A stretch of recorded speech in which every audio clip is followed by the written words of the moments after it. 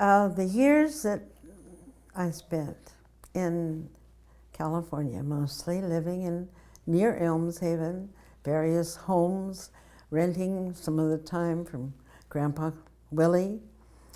They were happy years, of course. I seemed a little shy, but I enjoyed school. I loved my teachers. They were wonderful teachers. And I had cousins many times were in the same classes that I was in. But I remember the night. I was in the 10th grade, I think, or was it? No, I think it was in the 9th grade. Our Grandpa Willie, we were living in the upstairs apartment at Grandpa's house, and I looked out the window and I saw flames. Our school that we went to, the 2-room school at the foot bottom of the hill, was in flames. And of course, people were rushing here, trying to save the building, but it was a total loss. It was gone. And I remember crying because I had the Bible in it that my folks had given me when I learned to read well. And I sort of loved my schoolhouse. But later I found out that there were folks that were just happy that it was time for it to go down. It was really getting kind of old. It had been 30, 40 years since they had built the building, and it was showing its age. And so they built a new school up on the hill. And we lived in this next school year in sort of rented places. But finally, at the end of my 10th grade, my life changed completely. Because we were there, because Daddy was working in the White Estate, the Elmshaven office with Grandpa Willie and with Uncle Arthur. Uncle Arthur had come of age so that he could help in the office there. And the General Conference had generously left everything at Elmshaven. But when Grandpa Willie died, then it was understood that it was to be moved as soon as possible to the General Conference headquarters in Tacoma Park, Maryland. So that faced us. But it was going to take some time, and Mother and Daddy decided that they would go first, and that I could stay and go to boarding school for maybe the first year. And I went to Lodi Academy. It was a new experience to me. It was the first time I'd been away from home. Kind of hard, but in the middle of the school year, Mabel and Dwight, her husband. My sister had been married, and they were teaching in the Bay Area, and he had decided to get more education, finish his education, and they moved to PUC to go to school at the end of the first semester. So I moved in with Mabel and Dwight and finished out my 11th grade of school. I remember wondering what to take. Well, the main thing that I took that has helped me all my life, that I remember more than any other classes, was typing. I just took onto it. I loved it. And I've used it all the rest of my life and always been very happy for that. You know, I can remember in the 9th, 10th grades there, I had a wonderful teacher. He was principal, handsome, and his wife was a pianist. And of course, those were two things that I loved, studying and practicing. The years at the Sanitarium Church School were really wonderful years in many ways. I loved playing soccer. That was my favorite sport. I just loved creeping that ball away, sneaking it away from somebody else. But I was going to share another little story with you. In my junior years, we had the best principal in the world. He was young. I'm going to read from what I wrote out a letter to my children later years. He had young, dark eyes and hair. He radiated warmth and love and wisdom. Wilton Baldwin also had a beautiful wife named Ruth, an accomplished musician.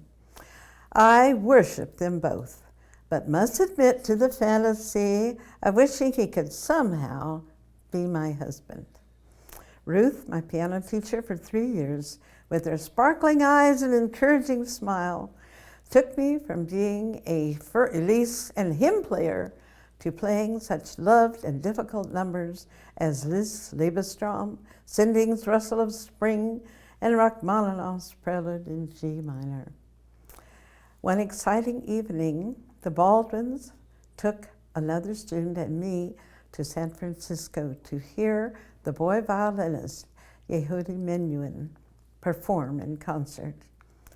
They had more influence on my life during my teenage years than any other persons besides my parents. And years later, when we were in Lebanon, my husband and I were missionaries in Lebanon, they stopped by Beirut on their way home from the mission field, and we renewed our acquaintance. It was really a wonderful experience. When Grandpa Billy passed away in the summer of 1937, I was 15. We'd been here in California for almost 10 years, and I loved California.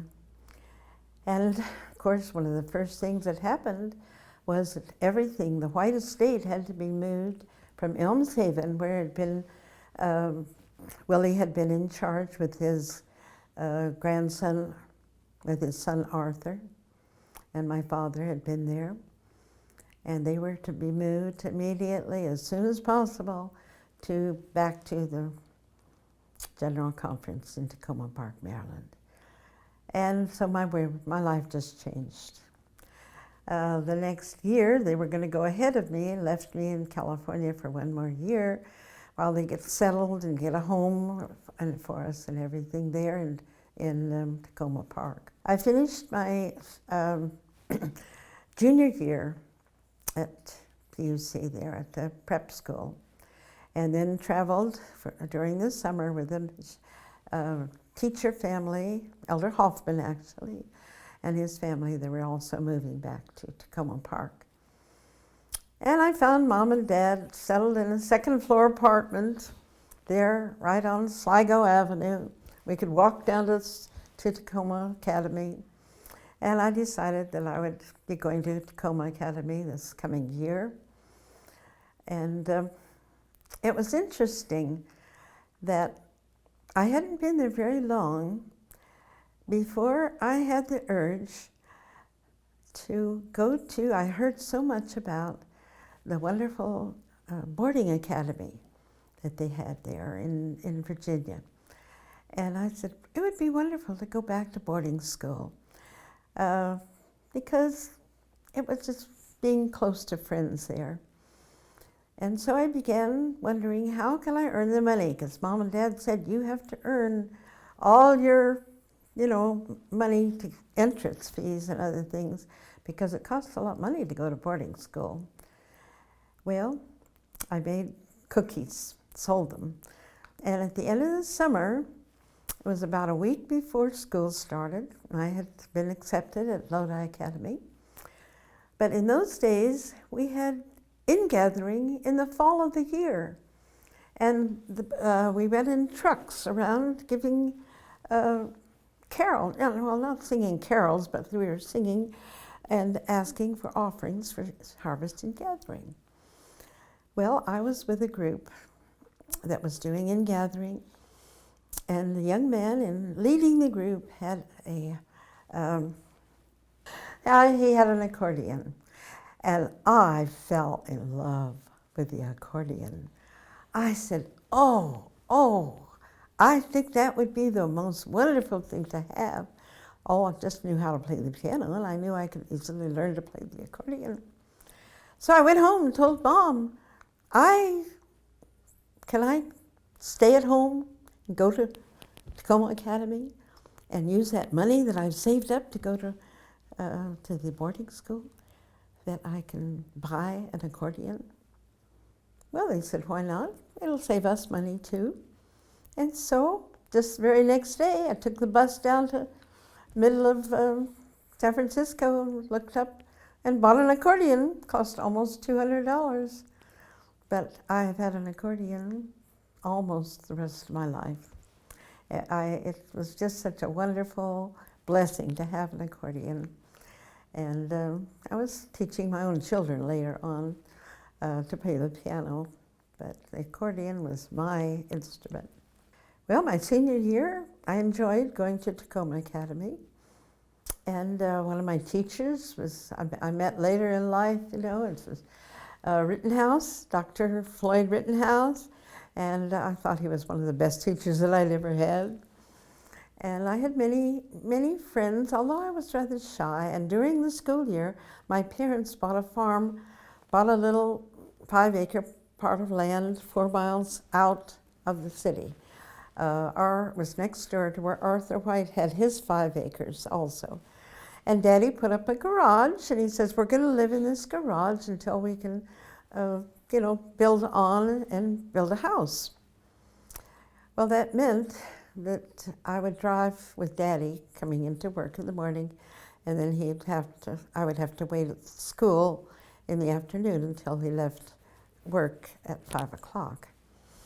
And so I didn't get acquainted with the students like a person does who's on campus all the time or lives in a dormitory.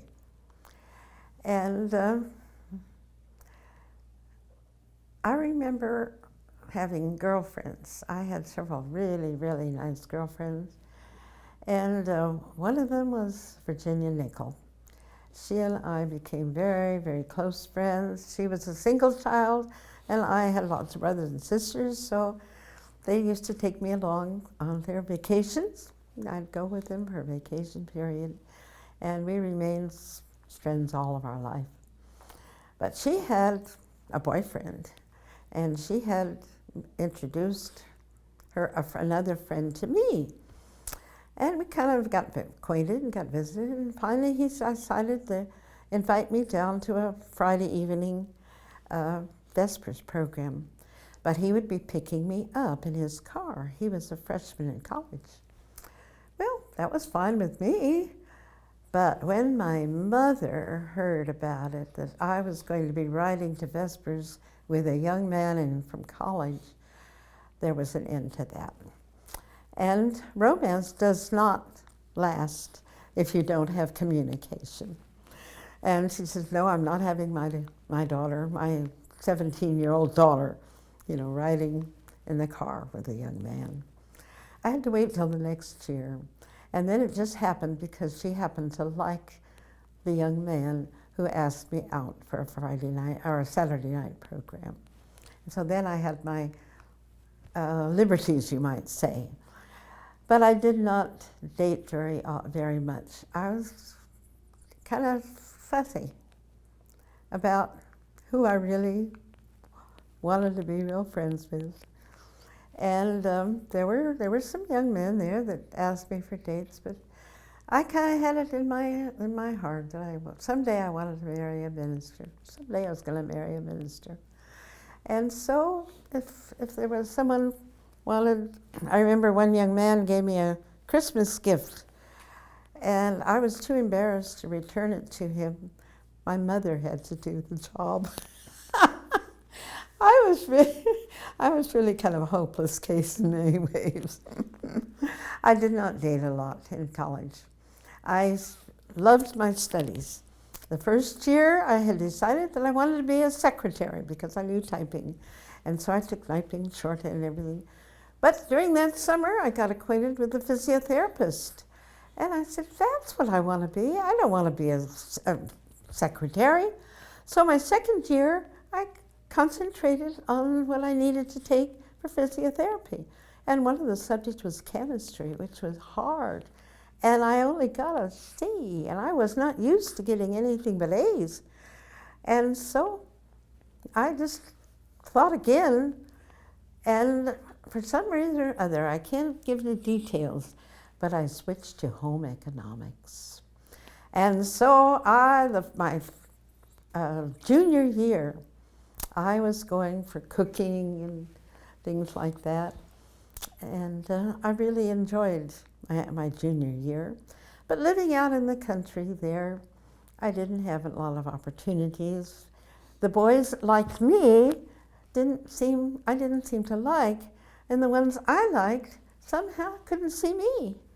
And so I only dated a few times during that year. But toward the end of my junior year, I remember our junior class president asked me for a date. It was maybe a month or two before the end of the school year, and I had seen him during that year. He had come new from another college, and he would date a girl a few weeks, you know, then all of a sudden it was finished.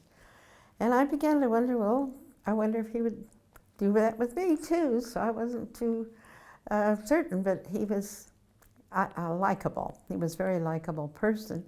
And we had a couple of dates, had some good times together. Then it came to the end of the school year.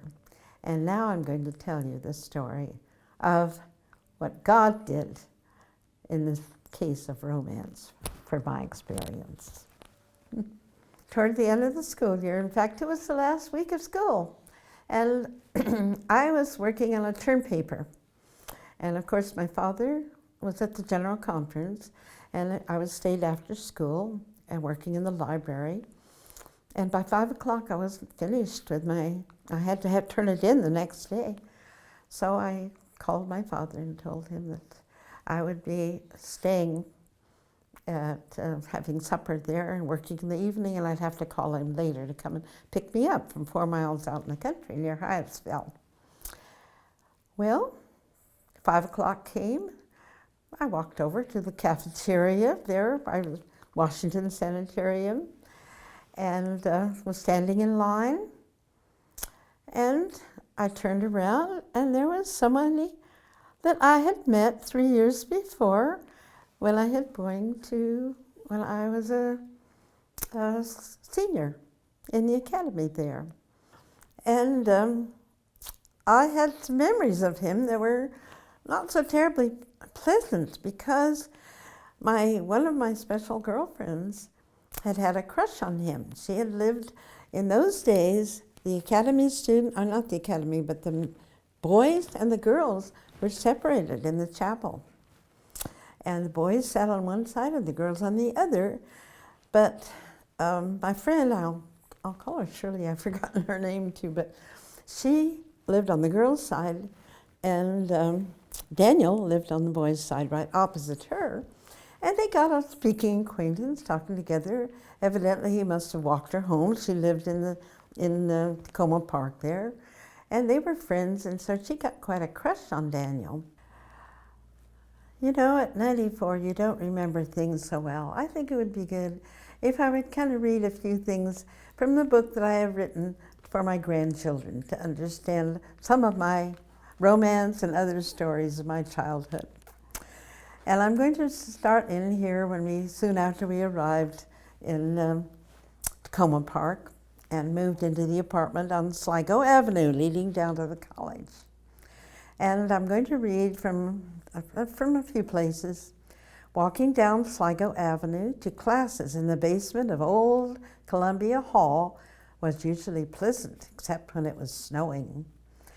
Yes, I finally had all the snow I wanted. That was one thing that I had looked forward to when we moved to Tacoma Park. Anybody from California loves snow because they don't have a chance to know anything about it. Walking down Sligo Avenue to classes in the basement of old Columbia Hall was usually pleasant, except when it was snowing. Yes, I finally had all the snow I wanted and more. That was one thing I hated to leave California, because I was glad to leave California because I loved snow. We had excellent teachers, and Dr. Floyd Rittenhouse was one of my favorite teachers that senior year in Tacoma Academy. Getting good grades was important. And at the end of the year, my best friend, Virginia Nickel, and we tied for the highest honors. Since she had attended Tacoma Academy for all 4 years, she was chosen as a valedictorian, and I became the salutatorian. We both had to give speeches at graduation. And the Academy students attended chapel exercises together with the college students. Once at a student association meeting, a matter of protocol came up. And the parliamentarian of the Student Association, Daniel Kubrock, was called on to provide the answer. I noticed him because he was such a handsome college senior, but I had no inkling that he would ever enter my life. In chapel, he sat across the aisle from my girlfriend, Grace, and she developed a crush on him. She knew that he worked in the hospital, and sometimes on Sabbath afternoon, Grace and I would walk in front of the building, hoping that she could get a glimpse of Danny, who might be wheeling one of his patients out on the veranda. I was unhappy that he seemed so indifferent to Grace's charms. But we must have been on speaking terms because my signature is in his 1939 annual, signed, sincerely, Gladys Robinson. All right. The years at Washington Missionary College. Choosing a career was difficult for me. My freshman year, besides the essentials, I took shorthand and typing. Maybe I'd be a secretary. Then in summer school, I took a class in physiology and hygiene, decided to become a physical therapist. The course required both classes in chemistry and calculus. My calculus grade was in A. Not that I understood it, it was pure rote memory. But chemistry was baffling, and somehow I got through with a C. Then I found my real calling, home economics. My junior year was more enjoyable with classes in sewing, cooking, and health. You can say I was getting a well-rounded education. At this time, Daniel Kubrock entered my life and showed me what a wonderful career I could have with him. Towards the end of the year, I was thrilled when our junior class president, Robert Tyson, asked me to go to the Saturday night event with him. He was fun and I liked him. Then came exam week, and one afternoon I was staying late to work in the library on my term paper. I walked over to the sanitarium cafeteria for supper, and while in line, a young man in overalls came along behind me. It was, guess what, Daniel Kubrock. As I greeted him, he asked, may I sit at your table? He was on campus as a ministerial intern with the Potomac Conference, and they were setting up tents for camp meeting. The topic of my term paper, being a vegetarian, gave us plenty of food for conversation. When Daniel found out that I was going to have to call my father to come and pick me up, he offered to drive me home. I couldn't help but be impressed with him and also with his shiny new Plymouth. Mother, too, thought him a really fine young man. It was during the camp meeting days that our friendship blossomed. And I remember especially the long drives home. One night we stopped and picked a bunch of honeysuckle growing along the road. Its fragrance filled the car. Several nights later, I noticed the dried honeysuckle and suggested that we throw it away. Oh no, that's special, was Diana's reply. And ever since, honeysuckle has been a symbol of our love. Actually, there's a little more happened to it than that, because the second or third night, when after camp meeting started, he asked to drive me home, and we began to get better acquainted. And there were a couple of things that I did right, but I didn't realize it probably at the time. And the first one was the Saturday night before the camp meeting began, was a Saturday night program at the college. And I was waiting for Bob to ask me to go, and he never did. And then Daniel asked me, and I did not want Bob to see me with Daniel, and so I said no. That was the first thing I did right. And whether it was the second or third night, I don't remember, but he put his arm around me over my shoulders. And I just wasn't accustomed to that. I just picked it up and put it right back where it was supposed to be. So I did those two things that exactly is what you should do, you know, but I didn't realize it at that time. And that intrigued Daniel, and he just really appreciated that more than many other things. So later on, when he asked me, I invited him out for supper to meet, to get better acquainted with my parents. And after that night, my mother asked me, she said, Gladys, are you sure that you like Bob better than Dan? Well, at that time, my mind was confused. I said, I really don't know, Mother. I really like him a lot. And he's everything that I wanted in a husband. And I just said, I don't know, but let's pray about it. And so we prayed. Mom, Dad prayed a lot.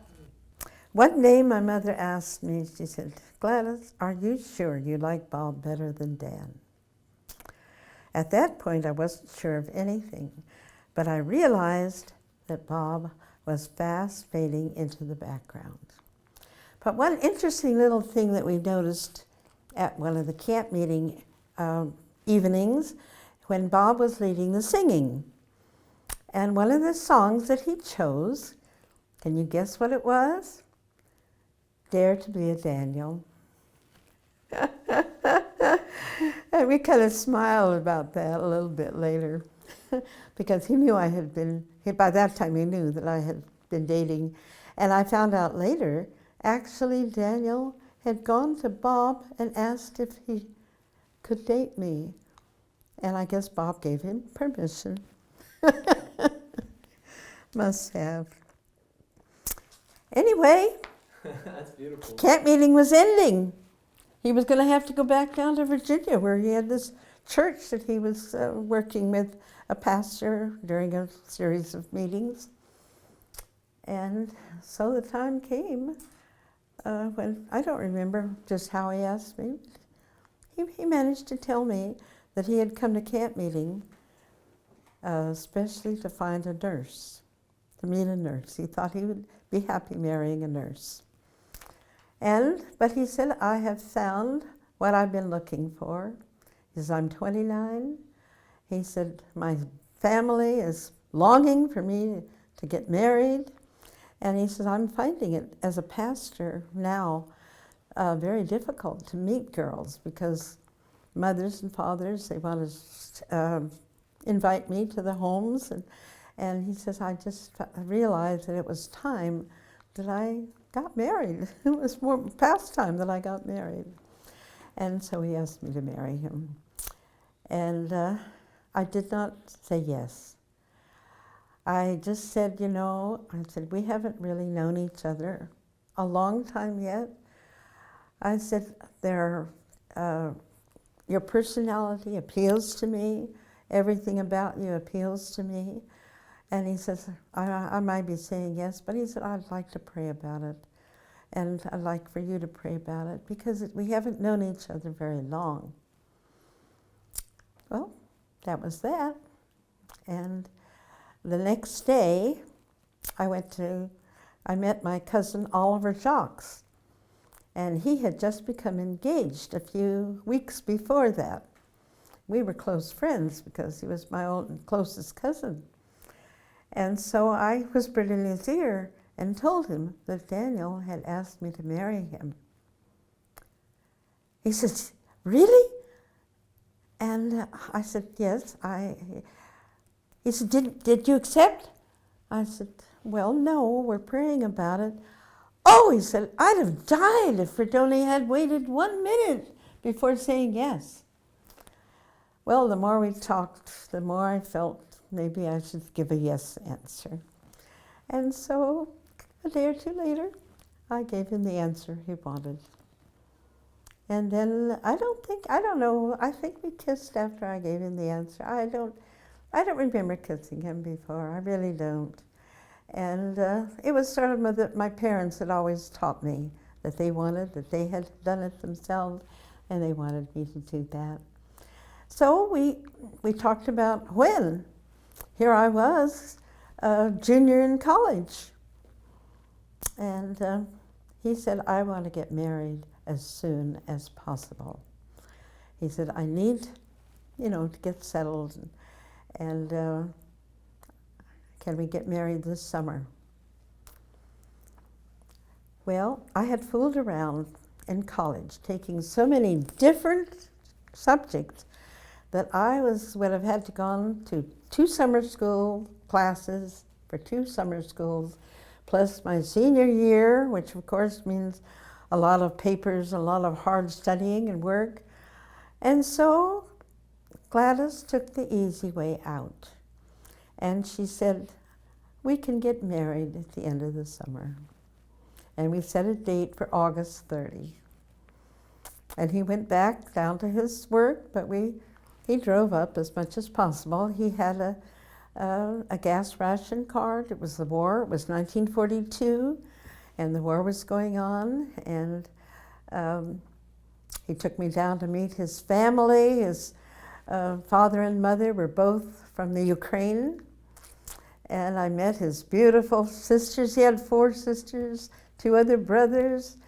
And I just fell in love with Russian cooking and with most everything Russian.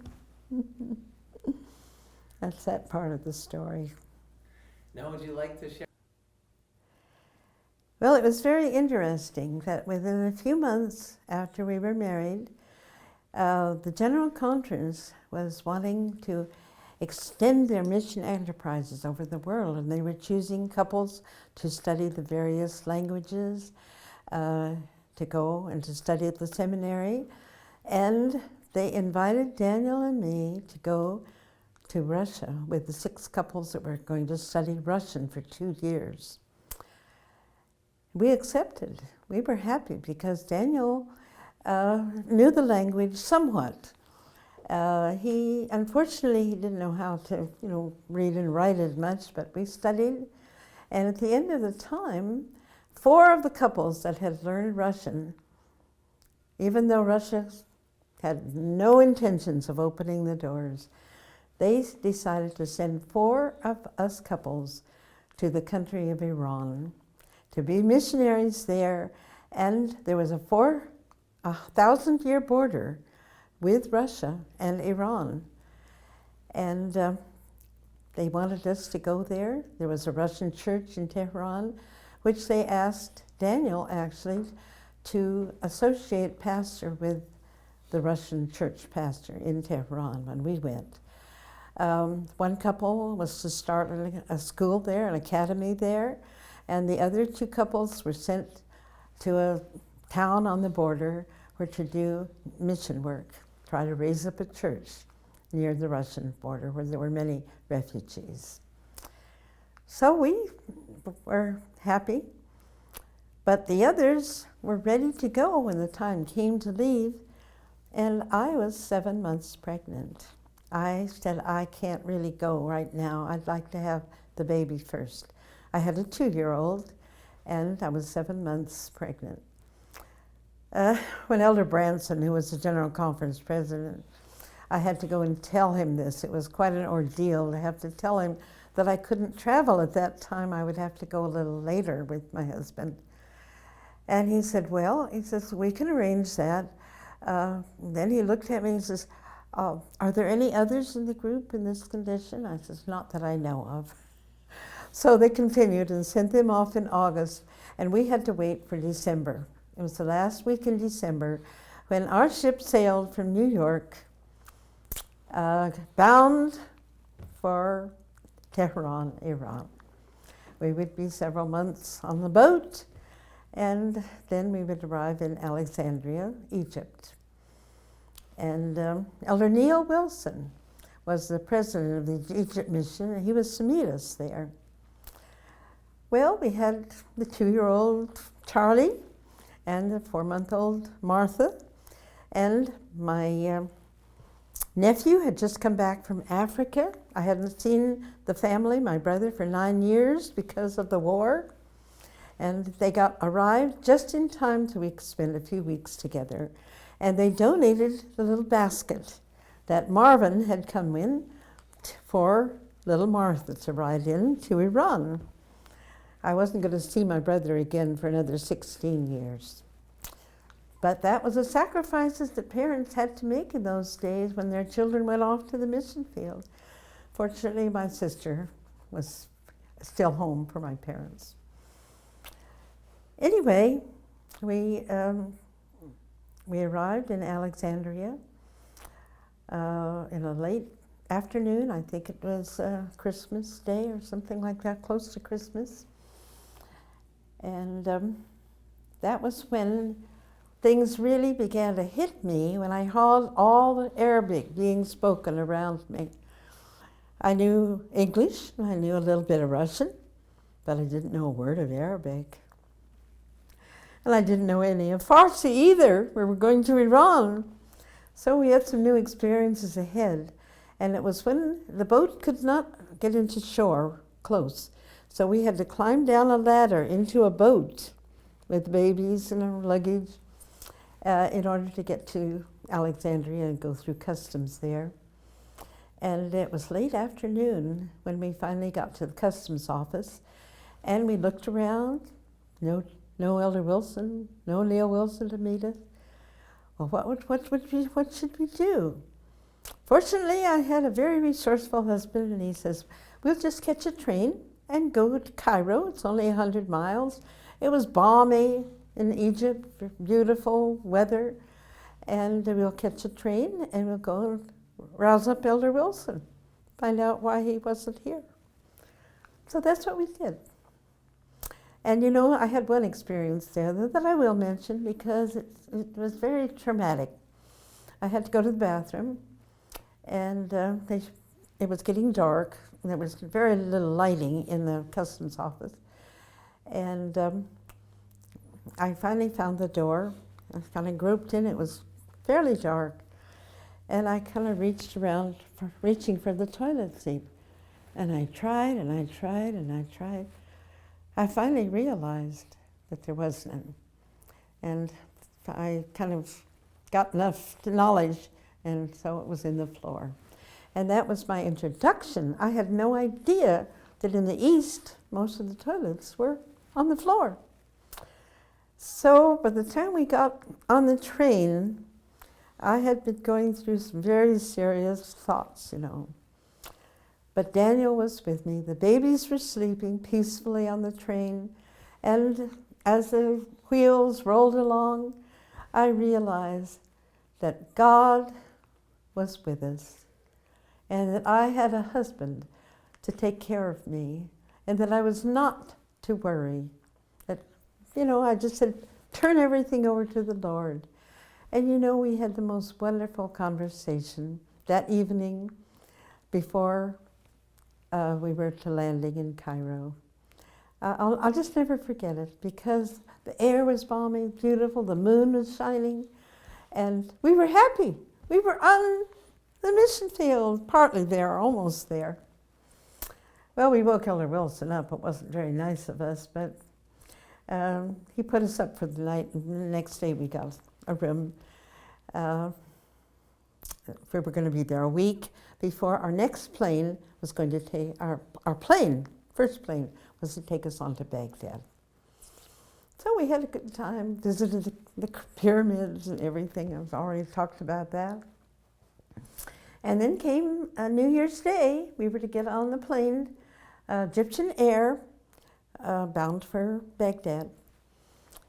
It was a 12-passenger de Havilland, wooden-coated plane. And there were 12 passengers in. There was an English captain there, but the other passengers were all, you know, different people. And we crawled in, and we took the seats right in back of the pilot. There was one seat on this side and one seat on this side, or anyway. Daniel sat here, and I sat here with Charlie, and he had the baby in the seat in front of him in the basket. And, oh, the plane was noisy. Oh, it made so much noise. And we were a little bit nervous, you know, first time you ever get in a plane. But pretty soon we began enjoying the ride. They stopped to refuel in Joppa, I think it was, and then we took the rest of the way down. And we looked down as the plane approached Baghdad, and I said, there's the folks waiting for us from the hospital there. And we came over the tops of the trees. We could look down and see the palm trees, and we saw the Euphrates River. I've forgotten which one it was, but I think it's the Tigris that went through the town. Anyway, all of a sudden, the plane went into a steep bank and all noise stopped. And we were heading straight down. We had just seen the river, and we were just, there was no time to think of anything except God save us. And we hit right on the nose of the airplane. Crashed, everything. I did not blank out, but I was terribly, terribly bruised because I, was tied in. And Daniel had, he was unconscious actually. And when he came to, he realized baby Martha was limp, and she was in his arms. She had been thrown out of her basket. It was crushed. She had hit the ceiling because both eyes turned black and blue and landed in his arms. Charlie had a tiny, tiny crack on his head, that was all. But I was really, hit pretty bad, all the way down. I was black and blue from my neck to my ankles for days after that. But the plane stopped, and only the army surgeon was not injured. And he knew immediately there was danger of fire. So he works his way out of the plane somehow. He got out. I remember hearing him stomping on the roof, but he opened the door and he helped us out. And Daniel had the baby, and I was lying, Charlie was lying beside me there. And we couldn't believe that we were still alive. We just couldn't believe we were still alive. Luggage everywhere, and we saw the pilot. He was lying on the sands there, legs crossed this way and that way, and he was just groaning. Well, people gathered, started coming. Nomads started coming immediately because they wanted to get what they could, right? What they could.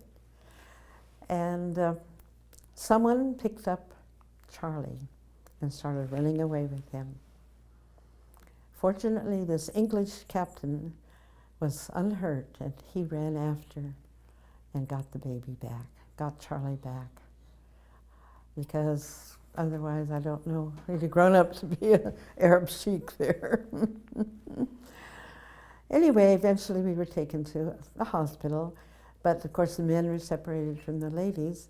And fortunately, the baby bottles and his formula was under the seat, and it was totally untouched, unharmed. And so they picked up some cans of formula from the sand and put it with that, and I went to the ladies section of the hospital with the two children. And that was the hardest thing that I think I've ever gone through, to be separated for 2 days right after the crash from the airplane.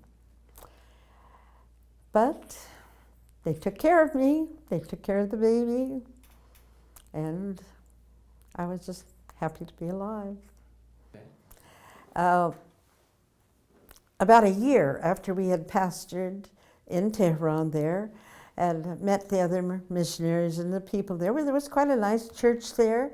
There was an Arabic church, there was a Russian church, and then there was also most of the believers were actually Armenian. It was a church of Armenians for the greatest part in Tehran. We'd been there about a year when there were several Russian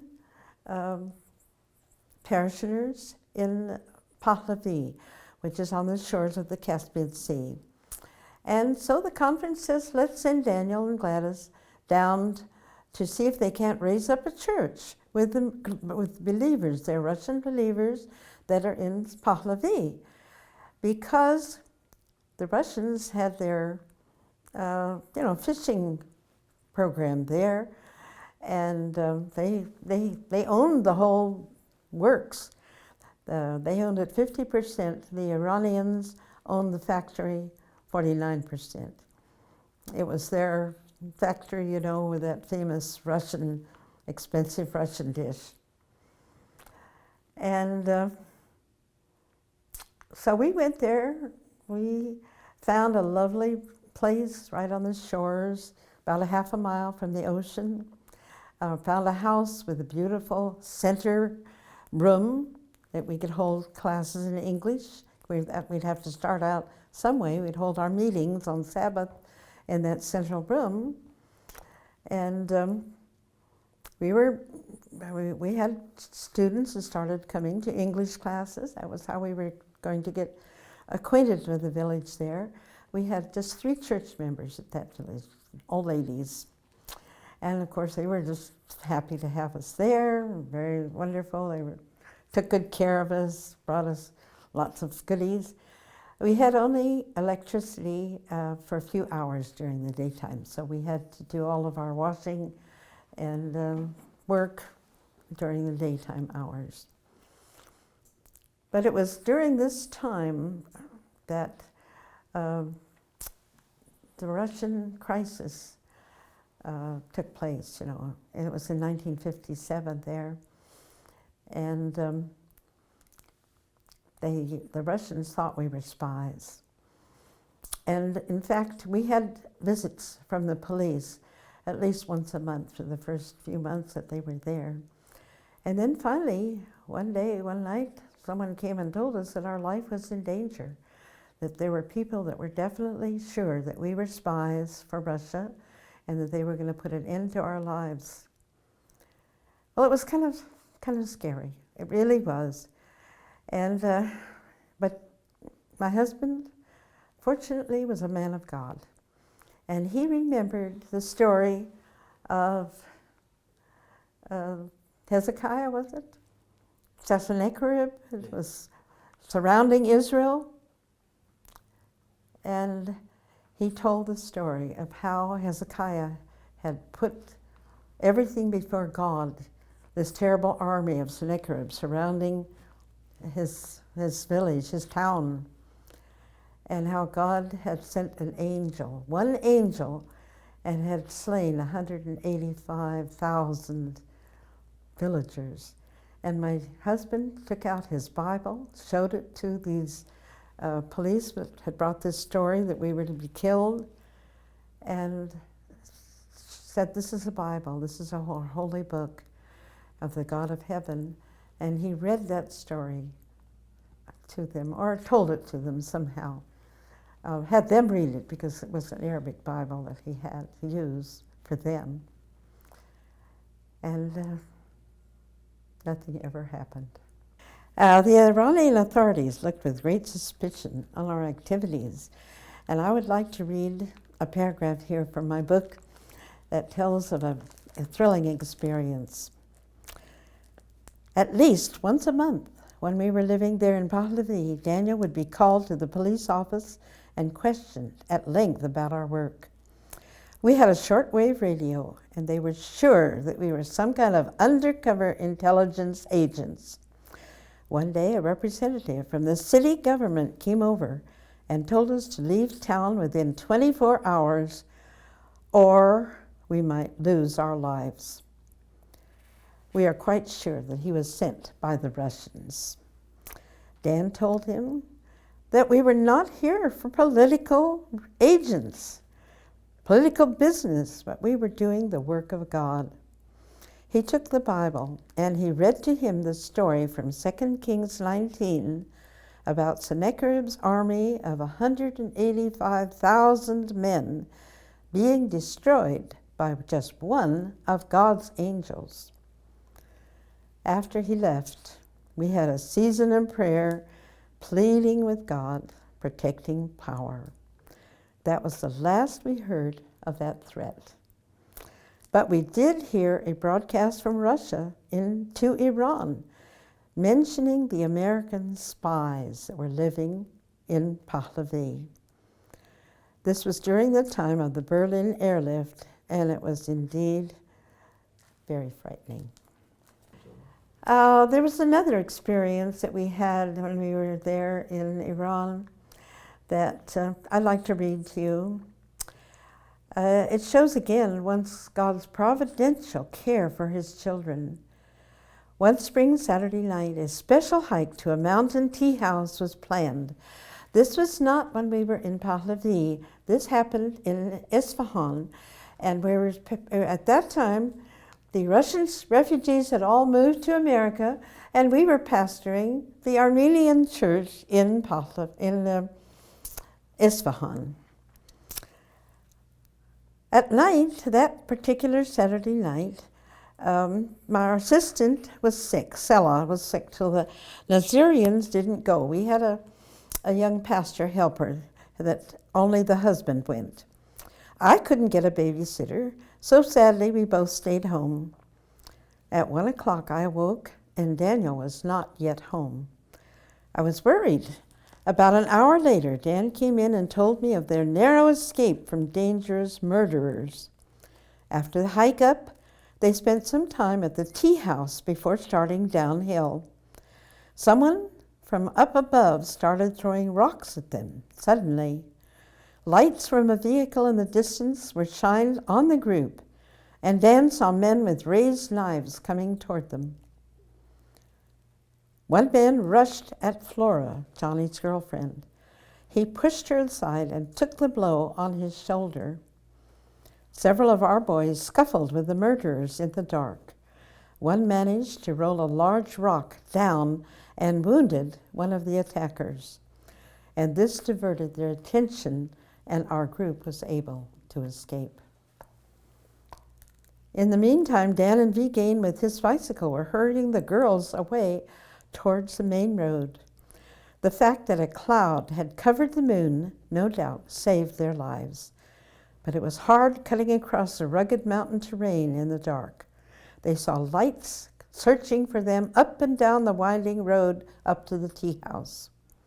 When our folks reached the road, they hid while Vigain took Dan on his bicycle to our garage, and he returned for the others with our car.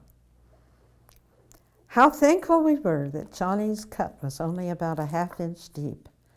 Later we realized the reason for the attack. Near the tea house was a spring. Later we realized this reason we had been sending our helper, Ali, with his donkey to bring us drinking water from this spring.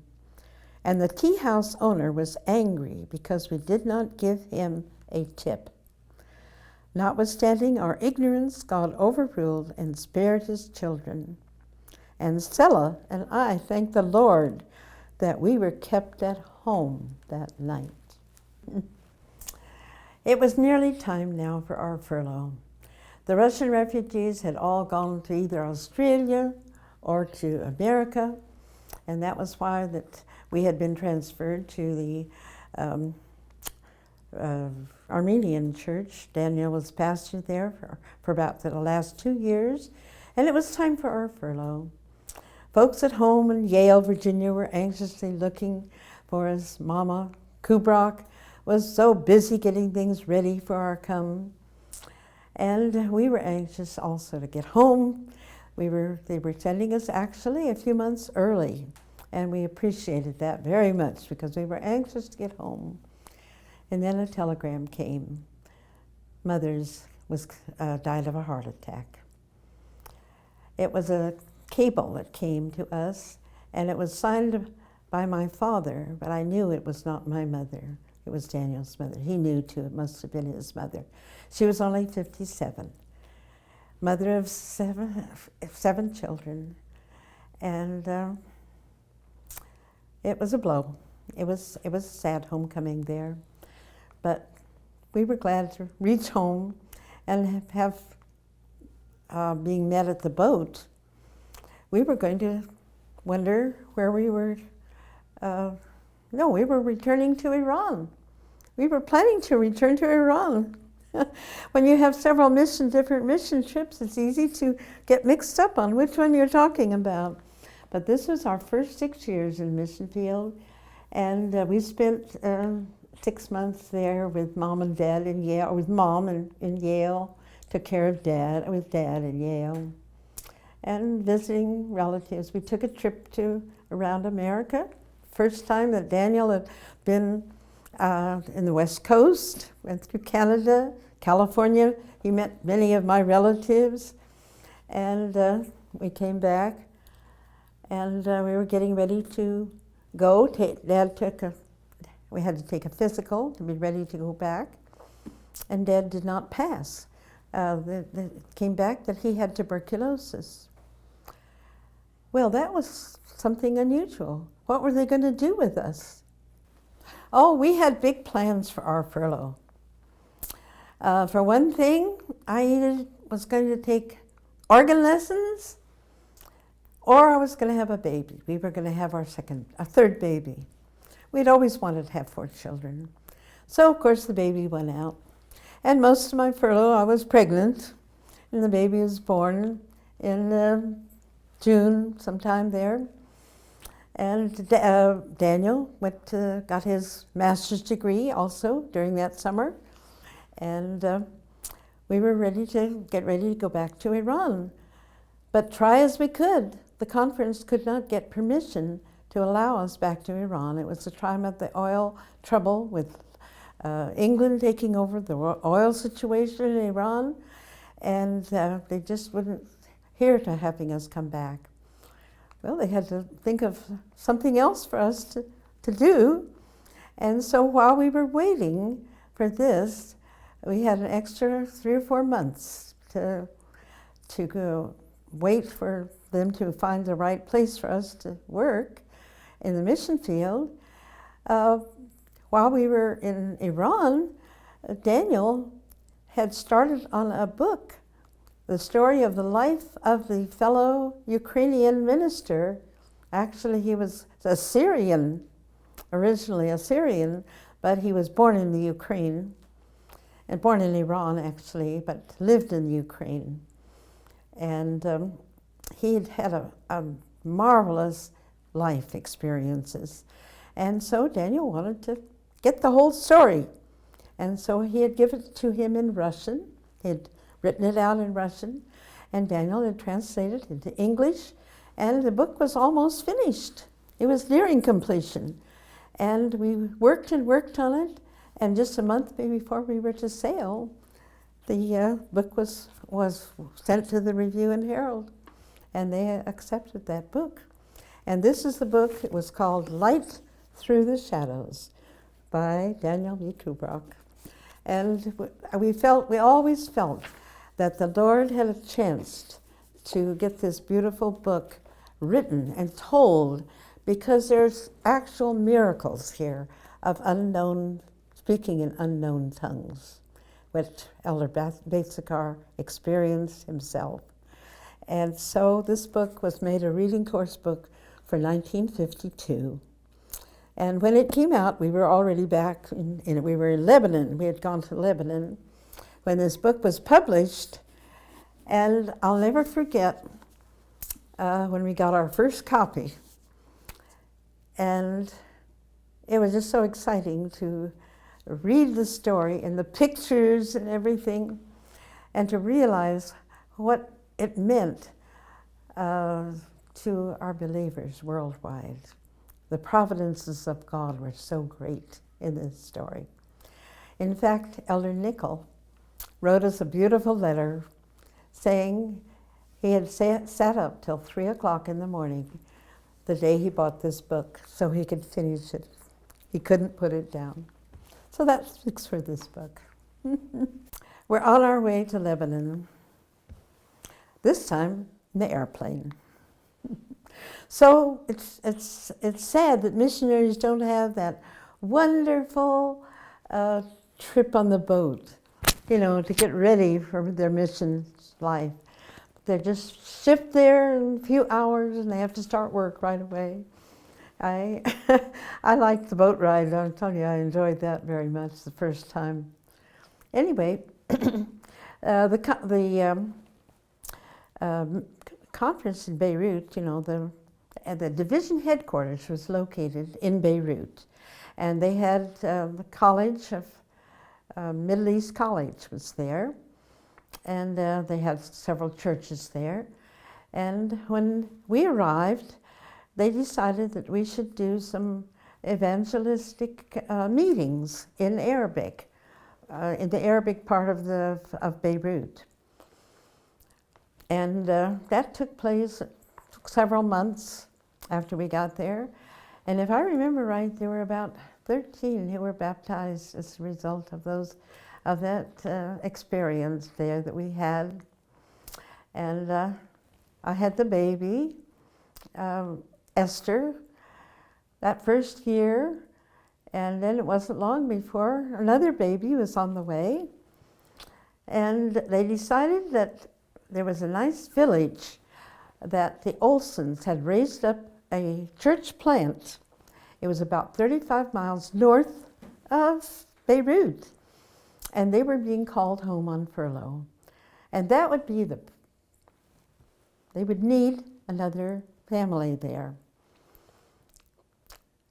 They decided to ask Daniel to be the Beirut president of the conference there, just in Beirut, the local one. There was a division, and then there was a local conference there. When the conference president asked us about it, Elder, how That's all right. That's all right. You're doing great. He said that there is one thing that is going to be stipulated. We had been living just below the college in an apartments there, and our older children had been going to the church school, Martha and Charlie. And then there was Esther, and I was pregnant with Freddie when they asked us to be mission president. And they said the stipulation would be that you would live in the apartment where the present leader has been living, above the Arabic school with 300 students. And that was just part of the deal. Well, my husband, we spent a day there, and we decided that with the children we could not possibly accomplish anything trying to live above a noisy school, right in the middle of Beirut. And so my husband voiced his concern that he was really not interested in that position. Well, Elder Hartwell said, well, I guess the only thing we could do is send you up to Bishmacene to take care of that little group that the Olsons have raised up. And Daddy said, well, I really just don't feel that I can subject my family to living up above the school. And we just kind of left it like that. But my Daniel got in the car a day or two later. We drove up to Bishmacene. We wanted to see what Bishmacene was like. We wanted to see the group there, meet the group, and where we would find a place to live. And we came back and said, we'll be glad to go to Missionary. Well, he was kind of surprised, but it was the best thing we ever did, really. We spent 4 beautiful years in Missionary. And first we didn't know what to do about the children. They were going to the church school in Beirut. And we thought, well, it's only 35 miles. Sunday night, we could drive down, and one could live with one family, and the other one could live with another family, Martha and Charlie, and go to school during the week. Thursday afternoon, we could drive down and pick them up and bring them home, because I had the children, and I didn't, wanted them to go to school. This is what we did for just a couple of months, and it got too difficult. And so we said, come on, stay at home. We've ordered books for them, and they studied at home for the rest of that year. And then we wanted to build a church there. And the conference said, we have $5,000. If you could possibly build a church for $5,000, we'll work with you on doing it. There was land that the Olsons had purchased land, but the building was not built yet. So we said, why not? Let's go ahead with the church. The Lord, well, my husband didn't have a lot of experience with that, but his father was a builder. He had some experience. And so we agreed to go ahead and get started with the church. And my parents at this time had moved to Loma Linda, and my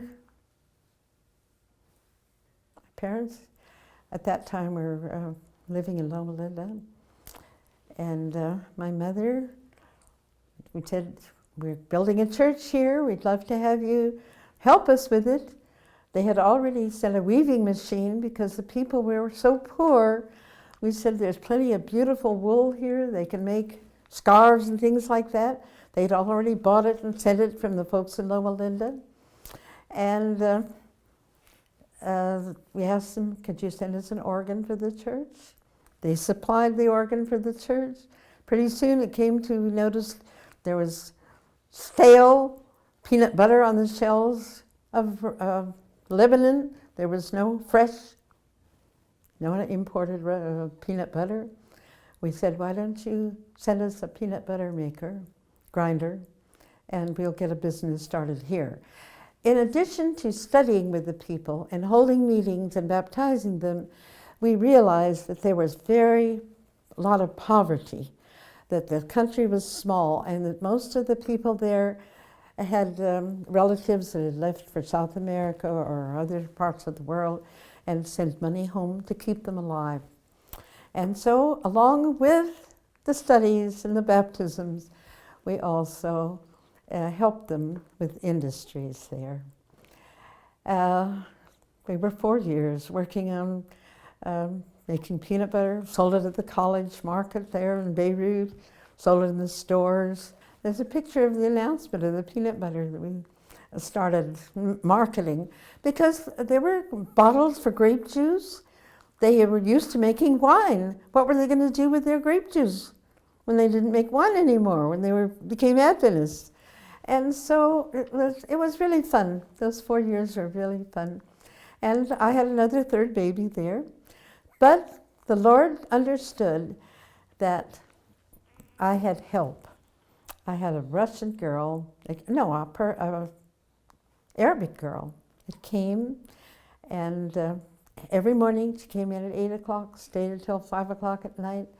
I had 3 babies by this time. When Edie was in the hospital, I celebrated Esther's birthday, her 3rd birthday, and Freddie was right in the middle. We were now a family of 7. Yeah, 7. And then we were asked to move to Sidon. And we realized it was only a year or so to furlough, but they were very anxious to get a church plant started in the city of Sidon, 30 miles south of Beirut. And they asked us to go, and they didn't give us any outlets, and so we moved to Sidon. But after we were asked, we wanted to go down to see if we could possibly find the proper living quarters so it would help us with getting a plant started. 2 of the boys from Sidon had been to Middle East College and had been baptized, and they were anxious for their family and relatives to also hear the message. And so the conference decided that would be a good thing to send Daniel. But before we went down to look for a property, we had spent with our worker. We had Daniel didn't know the Arabic language, so he had an interpreter and his wife that lived with us. And we had to have a home for them together with a room big enough to hold meetings and also an apartment for our family of 7 or a house. And so we went down to make an exploratory trip, and we prayed and fasted the day before we went. And God blessed tremendously. The next day we found, before noon, we found the house. There was no newspapers, no ad there. There was no real estate agents in town. You just asked around if there was somebody who had a place to rent. But by noon, we had found both the center of town, the room for the the translator, and the meeting, and we had found a lovely house for us, which later was a lifesaver. The few months that we spent in Sidon are what I'm going to refer to now, and I'm going to be reading parts of the story and telling parts of the story. After 4 years of building up the group of believers in the lovely village of Missionary, North Lebanon, the mission executives asked us to move down to Sidon, 60 miles south. And there were interests there, and they wanted us to find a place for a plant for a church, if possible, in Sidon. There were no real estate agents in town, newspapers advertising places for rent. The only thing to do was to ask, shop, knock on doors, and make inquiries. In answer to our prayers, by noon we had found an ideal rental apartment in the center of town for George and Medad. Again in the afternoon, after only a few tries, we were told of a house available for rent on a tree-lined street in a nice section of town. We found the owner and soon agreed on the price of the rent. And across from the street lived a former high government official, and he was very favorable to the West because there were elements in Lebanon that were against the West. They were building up fast. So that evening we left for Missionary with joy in our hearts that we had found just the right places and that our prayers had been answered. The move was made. We began getting acquainted with the townspeople, always praying for wisdom to know how to reach them with the life-giving story of Jesus, our Savior.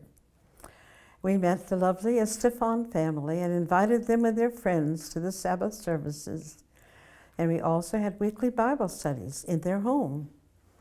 There were other Protestant groups in the city. Across town was the Presbyterian compound, now headed up by Lebanese personnel. One of the hardest things we ever had to do was send our 2 older children to boarding school in India. The Middle East Division and the Asia Division had collaborated to have one academy for missionaries' children at Vincent Hill in India. They were gone for 9 months, from March to November, and that was really, really difficult. Phone connections were very primitive, and we had to say goodbye to them in February, I think it was, after we moved in the fall of the year. That spring, 1958, there was increasing unrest interrupted our activities. The Lebanese Muslims are dissatisfied with the Christian majority leaders. And for many years, all types of people had met together in peace. But now the Muslims were feeling neglected, they were feeling they were growing in number, and they felt that they didn't have the right representation in government, and so there was civil war brewing on the surface. And of course, strongman Abdel Nasser in Egypt. He was just broadcasting all the world there that there should be an Arab united, and the Arabs should all unite against the West. There was a general strike was actually called by the rebels, and fighting broke out, and it continued week after week. And the business was so disrupted that they had to close their shops. Sometimes the machine gun fire was so close to our home that we had to fall to the floor and afraid not to be caught with a gunshot. One woman was cooking in her kitchen when a stray bullet killed her. Most of the stores were closed. It was getting hard to get food. It got worse and worse. It was then that we realized God's providential guidance in the location of where we were living. The official across the street was a friend of the West, and he supplied us with fruit and other necessities. He also let us use his phone to call the division office in Beirut, but they couldn't help us, and we did not dare to leave. People were being killed, cars burned, and the U.S. Office of Information in Beirut was attacked. Next, the electricity failed and put the refrigerator out of action. To listen to the news, we had to use the car radio. One night as we were eating supper, we saw from the window flames leaping up from the back seat of our car. Someone had jumped over the wall and, using a small bottle of gasoline, had started the blaze. Our friend across the street suggested a safe place to store the car. They could do it at the Presbyterian compound. Actually, our work was at a standstill. And when we looked out the window and Dan saw the car seat blazing up in flames, he dashed out of the car. He didn't think of the danger of a bomb or anything. He dashed out and he yanked the door open and pulled the car seat out, put out the fire. We were all on the floor inside just praying and just hoping that he was safe and ever there. My mother had come and joined us. Father had died and my mother had come. She was living with us too, in addition to the 3 children. Charlie and Martha were in India at this time. Well, one morning, we had a very special season of prayer, asking the Lord for direction and guidance. During the prayer, there was a knock at the door. A city official had come to tell us that all the other Americans had left town, and he advised us to do the same. But is it safe to travel, we questioned. He said he thought it was. This seemed to be a direct answer to our prayers, and we decided to leave the next day. While beginning to gather our things together, a bomb exploded directly behind the house, rattling the windows. "Let's go today," we exclaimed in unison. But where was our car? It was across town in the Presbyterian mission house. How could we go with the bombs, with gunshots being fired? Fierce fighting broke out just about the time when he thought maybe he could, find some means of transportation to get the car. Would this nightmare ever end, we thought. Then right in front of our house, a car full of young people stopped to fix a flat tire. They were Christians who had found it impossible to carry on their work in Tripoli in the north. They were on their way to Sidon to wait out the end of the war. We invited them in for a drink. The tire repaired, they squeezed Dan into the car and drove him across town to get our car.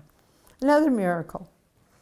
This was another reassurance of our Heavenly Father would see us safely to Beirut. And hurriedly we parked the car, Persian rug, typewriter, few clothes. Not knowing whether we would ever see our household again, we had locked the door, got into the car as soon as we could. About dark, we reached the division compound. A shout went up. Everyone had been so worried about us. after the danger and isolation of the past weeks. You can just imagine how we felt, how relieved we were. Oh, I can still just see the joy in the faces, and our joy and others' joy too. And we were given a place to stay there. The division offices in the college were high up. They even gave Daniel a job. They asked him to teach in the summer school that was going on. In spite of the war down in the city, the college was still going on all right, the classes and everything. Well, our children just couldn't get enough of playing with other missionaries' children. And I helped some of the wives prepare a cookbook during the weeks that we were there. In the evenings, we had a vantage point way up on the mountain above Beirut, and we could watch the gunfire. We heard the bombs exploding, and the fighting was far from over. In Egypt, King Farouk was expelled by Nasser in a military coup. On July 14, a violent revolution took place in Iraq, and King Faisal was assassinated. A pro-military coup took over. President Shamoun called on the United States for help, and the president sent Marines into Lebanon to secure the situation there. Not knowing what the reaction of the Soviet Union would be, the embassy called for all Americans to be evacuated to hotels near the waterfront. All the missionaries on College Hill were to go to the Phoenicia Hotel, and we were given just an hour to pack. Down in the city, it was much nearer to the war, and it was scary. Not much for us to do either, and it was very hard for all the children. The division officers decided to evacuate the women and children to Italy, and since our furlough was due in about 6 months, we were voted an immediate return home. Gladly, we left the hotel, went up the hill to prepare for departure. What about our children in India? What about our household goods down in Sidon? Well, the Estefan boys offered to go to Sidon and see what condition the house was in. Miraculously, nothing had been touched. It was a dangerous undertaking. They were able to hire a truck and bring all of our household goods to the division compound. They said they felt God's protecting hand over them as they traveled. Well, we talked over our plans. They made a boat trip for us. The Elder Osborne was the division leader. And because it was to be a permanent return, we wanted to see a little bit of Europe. So Charles and Martha were to fly from India to meet us in Rome and travel together by train through Europe for 2 weeks. The World's Fair was on in Brussels. Elder Osborne didn't even think he could get passage, but he did. Thought it would be impossible. We were scheduled to leave in a few days, and we wondered, could we possibly sell our household goods? There were some former goods down in the basement, you know, of the business there had been unsold for years. And we just decided that we were going to do our best, price them right, and we sold everything. On Friday afternoon, we remembered about the car. It was still, I don't know, we were able to sell everything but the car in 3 days. Sabbath morning, 2 men appeared at the gate of the college campus. "We've come to buy Mr. Kubrock's car," they said. And they were taxi drivers from Missionary and had often admired our Dodge when we lived there. Somehow they heard we leaving and came with cash in their pockets. But it was our day of worship, and we told them they would have to return at sundown. Well, they didn't leave. They waited patiently there. I'm sure that we invited them in and gave them something to eat. But at sundown, we exchanged cash for the cars. And just impossible to believe. All things are possible to them that believe.